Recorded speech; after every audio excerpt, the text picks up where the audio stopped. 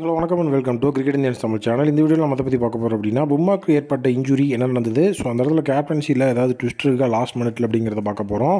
Border trophy கண்டிப்பாக வந்துட்டு நம்மளுடைய டீம் இந்தியாவுக்கு ரொம்ப முக்கியமான ஒரு விஷயம்.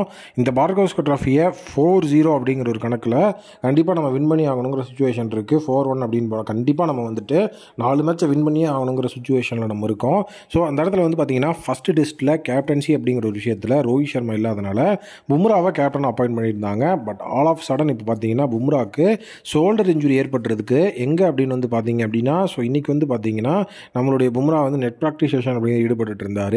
பட் ஆனால் வந்து அவருக்கு வந்து பார்த்தீங்கன்னா நெட் பவுலரை ஃபேஸ் பண்ணும்போது ஷோல்டர் இன்ஜுரி ஏற்பட்டிருக்கு அப்படிங்கிற ஒரு மிகப்பெரிய லெவல் ஆஃப் அப்டேட் நமக்கு கிடச்சிருக்கு. ஸோ பும்ராக்கு இந்த ஷோல்டர் இன்ஜுரி அப்படிங்கிறதுனால ஏதாவது இஷ்யூ இருக்குது அப்படின்னா, ஃபஸ்ட்டு வந்துட்டு எந்த விதமான ப்ராப்ளமும் இல்லை, வந்து ஃபைன் அப்படிங்கிற மாதிரி வந்து சொல்லிட்டாங்க. பட் ஆனால் வந்து பார்த்தீங்கன்னா மொத்தம் வந்துட்டு 3 ஸ்டெப்ஸ் ஆஃப் ஸ்கேன்ஸ் இருக்குது. அதில் 2 ஸ்கேன் எடுத்திருக்காங்க. இன்றைக்கி நைட் வந்துட்டு 3rd ஸ்கேன் எடுக்கிறாங்க.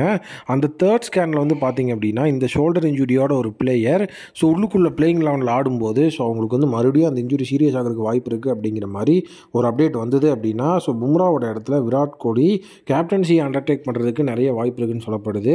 எதனால இந்த ஒரு முடிவு அப்படின்னா, ஸோ பும்ரா வந்து நமக்கு இந்த ஒரு மேட்ச்சில் வந்து நல்ல பெர்ஃபார்மன்ஸை கொடுத்துட்டு வெளியே போனாலும் பிரச்சனை இல்லைங்கிற மாதிரி சுச்சுவேஷன் நம்ம இல்லை. அவரும் நமக்கு அந்த மாதிரியான பவுலர் கிடையாது. ஏன்னா 5 மேட்ச்க்கும் வந்து பார்த்திங்கன்னா பும்ராவோட சர்வீஸ் நமக்கு தேவைப்படுது. சப்போஸ் இப்போது அந்த மாதிரியான ஒரு சுச்சுவேஷனில் இருந்தார்னா அவர் இந்த மேட்ச்சில் ரெஸ்ட் பண்ணிட்டு நெக்ஸ்ட் 4 மேட்ச்சுக்கும் எஃபெக்டிவாக அவர் வந்துட்டு ஒரு ப்ரைம் ஃபார்மில் யூஸ் பண்ணலாம் அப்படிங்கிறது தான் மேனேஜ்மெண்ட்டோட டெசிஷன்.